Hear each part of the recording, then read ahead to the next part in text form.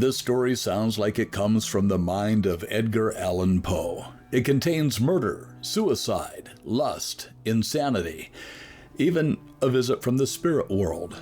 The only difference is this story is real. I first published this video about a year ago, so many of you have never seen it.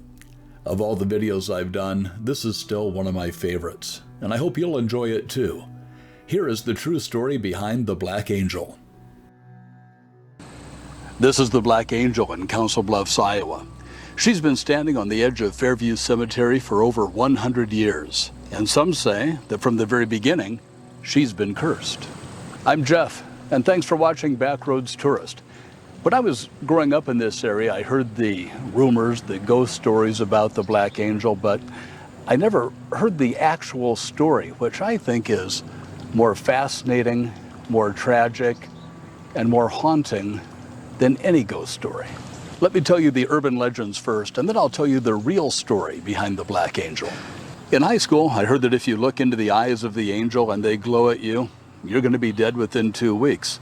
Of course, that did prompt some pranksters to put glow-in-the-dark paint on the eyes. Teens also told the story of a teenager who painted a stripe around the Black Angel's stomach. Just days later, that teen was found dead, run over by a car, and the tire marks were exactly where he had painted the stripe on the statue.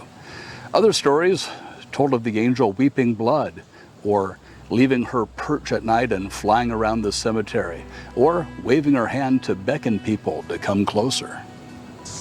Now I have another story about the Black Angel. It didn't happen to a friend of a friend, it happened to me. And I'll tell you about that in another video. So I want to tell you one more legend about the Black Angel before I tell you the true story. And the true story will convince you that even if the Black Angel isn't haunted, she probably should be. The legend says that General Grenville M. Dodge's wife, Ruth Anne, went mad after her husband passed away. She committed suicide by jumping from a second-floor window of their home. Her family is said to have put a white angel statue up in memory of her, but within 3 days, it turned black, the way you see it today. Well, that story is mostly false, but there is a grain of truth to it anyway. Ruth Anne Dodge didn't commit suicide. The angel was never white. It's made of bronze, and bronze turns dark in the elements. But the family did commission the statue to honor her, so at least that part is true. And this is where the story starts getting weird. And you like weird things, don't you? If you do, like this video, subscribe to Backroads Tourist. I go to some very obscure places, and I want to take you with me. But first, let's find out who the Dodges were. Grenville M. Dodge was a major general in the Civil War.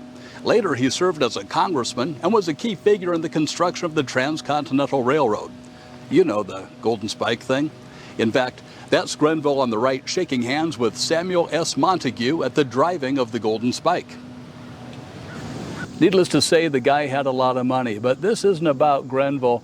This is about his wife, Ruth Anne. Grenville died in 1916 at the age of 84, and his wife, Ruth Anne, died later on the same year.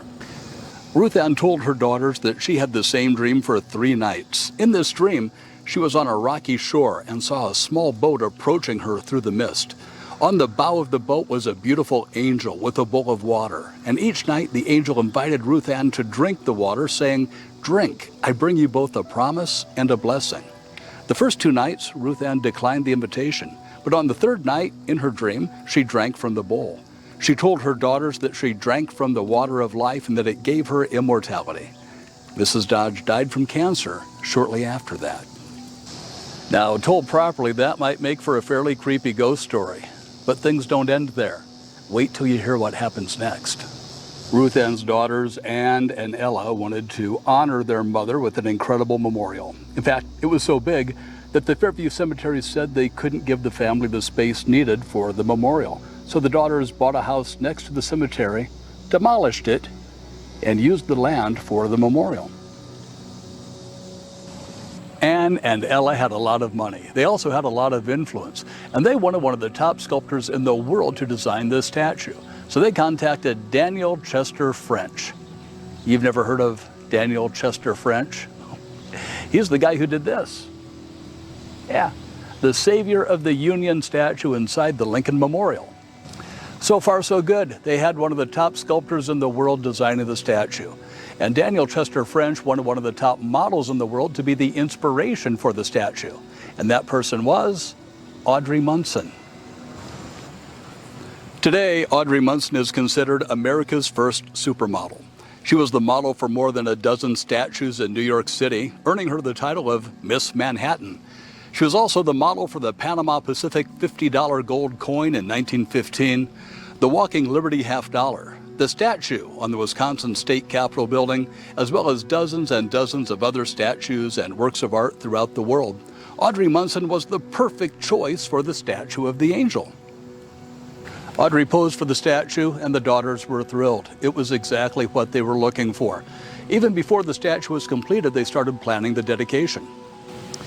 Daniel Chester French, the sculptor, would be there, as would the First Lady of the United States. In fact, everyone who was anyone in the social fabric of Council Bluffs, Iowa, and Omaha, Nebraska, would be a part of this event. It was destined to be the social event of the year. This is where things started to go off track. In 1919, not long before the Ruth Anne Dodge Memorial was scheduled to be dedicated, Audrey Munson got caught up in a scandal. At that time, Audrey was living with her mother in a boarding house in Manhattan owned by Dr. Walter Wilkins. Wilkins became infatuated with Audrey. The only problem was he was married, so his solution was to murder his wife. At about the time of the murder, Audrey got a job offer up in Canada, so she and her mother left the country. The tabloids and newspapers had a field day with this, and it would happen today too. Imagine the headlines. A supermodel flees the country after a man kills his wife to be with her. Sounds pretty incriminating, doesn't it? Even though Audrey denied ever having a relationship with Dr. Wilkins, she was still tainted by the scandal. When the Dodge daughters heard of this, they were in shock. They couldn't have the social event of the year now, the dedication, knowing that Audrey Munson was the model for the statue. Imagine the disgrace. So they scrapped the plans for the dedication, and the Ruth Anne Dodge Memorial was unveiled without ceremony in 1920. But things don't end there. It gets sadder and creepier. Remember Walter Wilkins, the doctor who wanted to be with Audrey so much that he murdered his wife? Well, he was tried, convicted, and sentenced to die in the electric chair. But he didn't. He hanged himself in his prison cell before that sentence could be carried out. And what about Audrey Munson, America's first supermodel, the inspiration for countless statues, coins, and other works of art? Well, because of the Wilkins murder scandal, Audrey's career ended overnight. She found herself jobless and soon penniless. In 1922, she failed at a suicide attempt. On June 8, 1931, Audrey's mother petitioned a judge to have Audrey committed to a lunatic asylum. She remained in the St. Lawrence State Hospital for the Insane for 65 years until her death in 1996 at the age of 104. So let me ask you, what do you think is more haunting? The made-up stories of flying statues, glowing eyes, and death curses, or the true story of angelic visions, murder, lust, suicide, and insanity? Thanks for joining me today. I'm Jeff, and I'll see you on the back roads.